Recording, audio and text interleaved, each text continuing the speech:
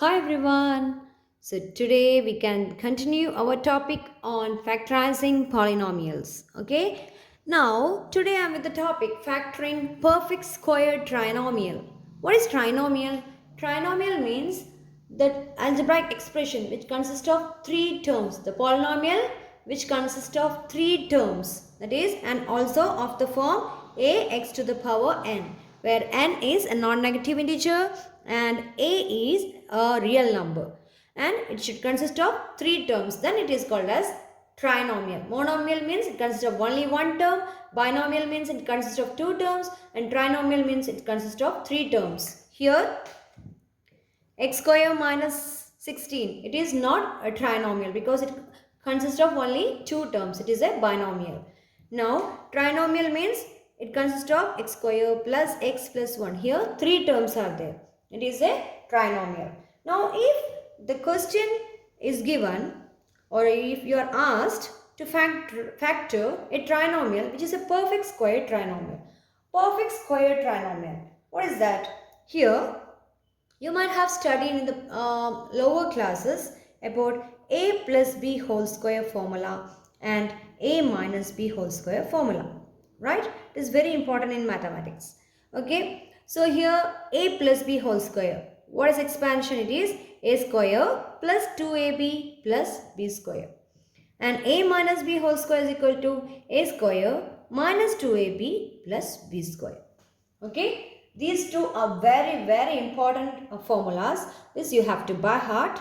So a plus b whole square is equal to a square plus 2ab plus b square. A minus b whole square is equal to a square minus 2ab plus b square. So if any trinomial is given in this form, how to factorize? That we can see. Now let the given question be x square plus 2x plus 1. Okay. So if the question is given like this, you can see this is a trinomial. Okay. There are three terms.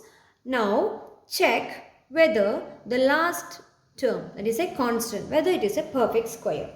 First, check whether the last term is a perfect square. Yeah, this is a perfect square because 1 is a square of 1, right?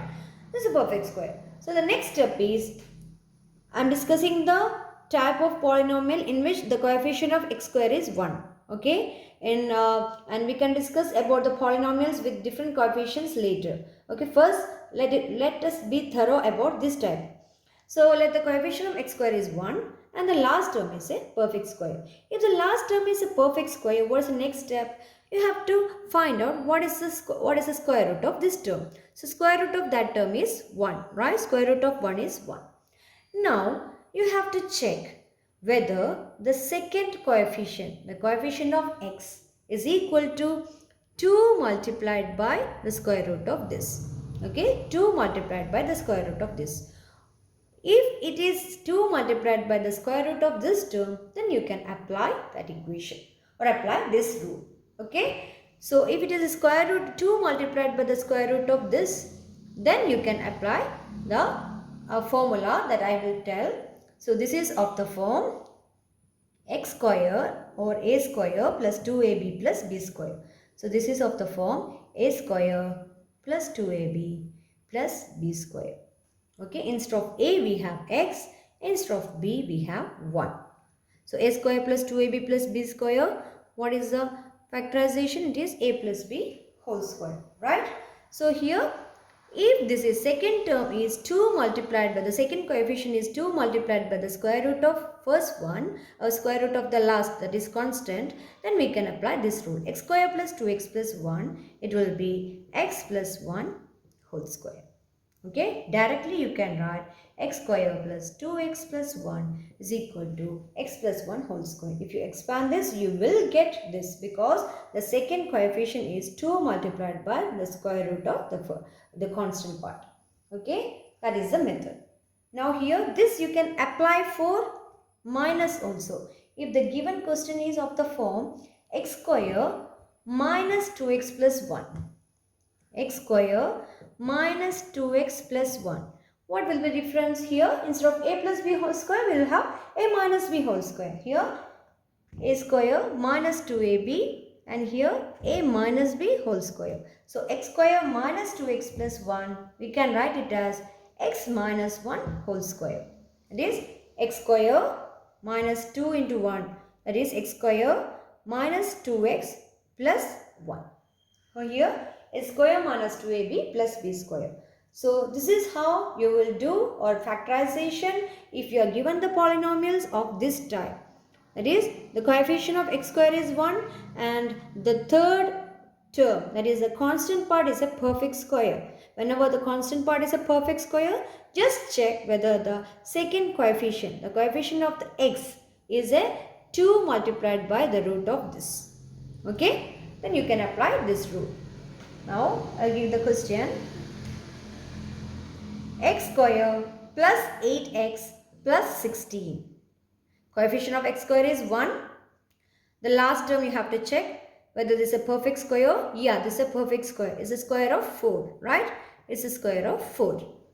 So you have to check what the 2 multiplied by the square root of 16. 2 multiplied by square root of 16 is equal to 2 into 4, 8. Whether the second coefficient is 8. If the second coefficient is 8, you can apply the rule directly. That is, this will be x plus 4 whole square. This will be x plus 4 whole square. Here it is plus, so you have to put plus. So directly you can write it is x plus 4 whole square.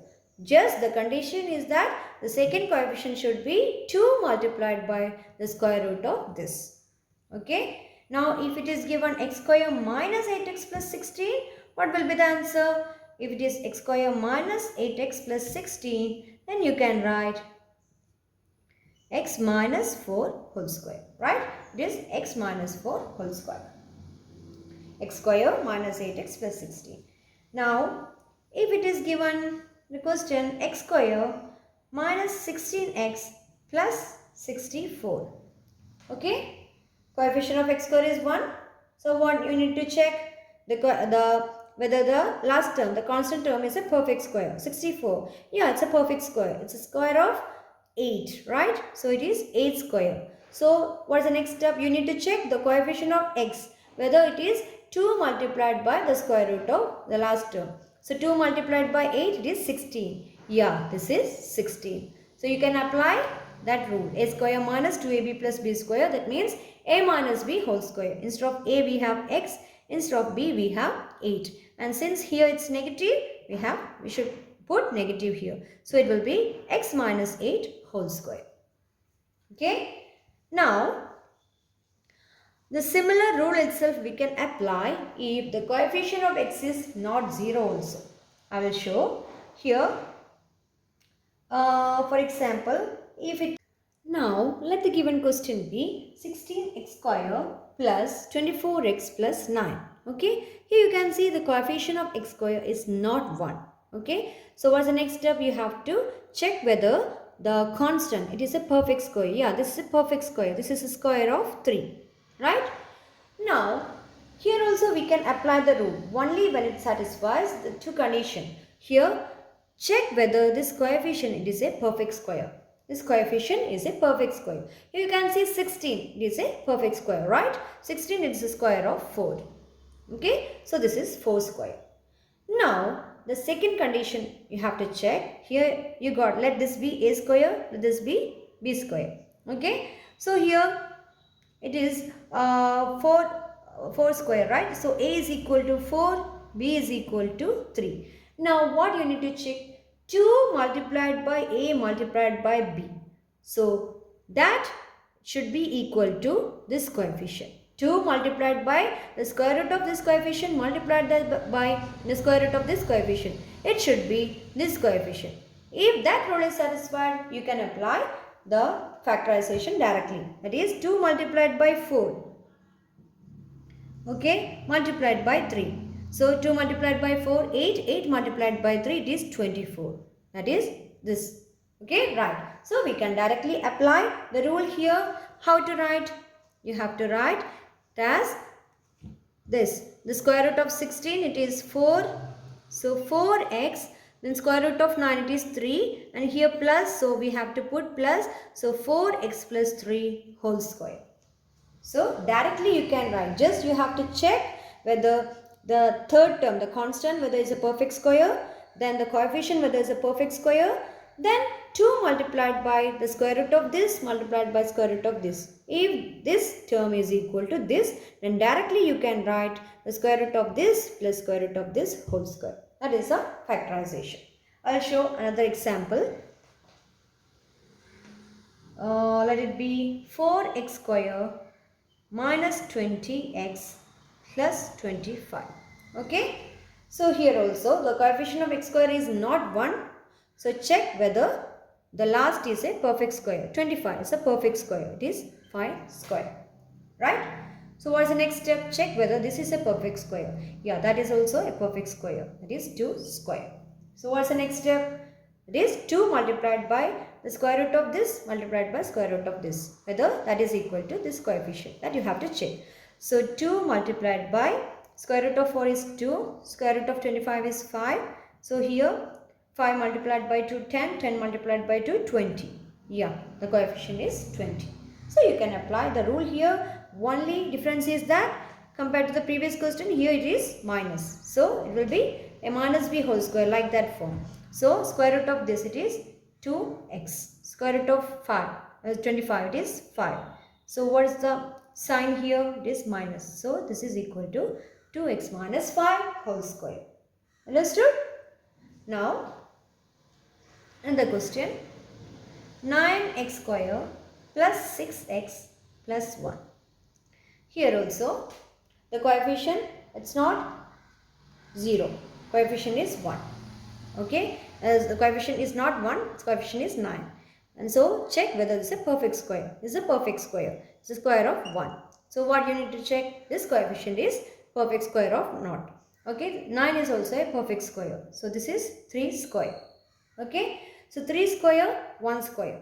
Now what you have to check? 2 multiplied by this multiplied by this, whether it is equal to this coefficient. So 2 multiplied by 3 multiplied by 1, that is equal to 6.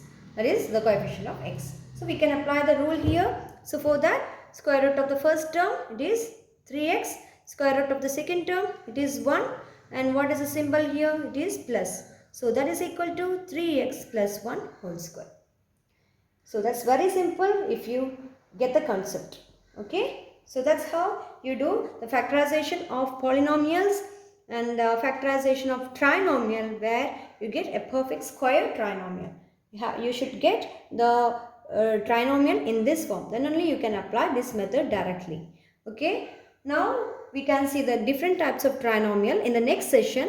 And until then, please do the problems, different types of examples of this type. Okay.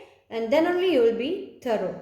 By looking at the question itself, you should get an idea which method to use.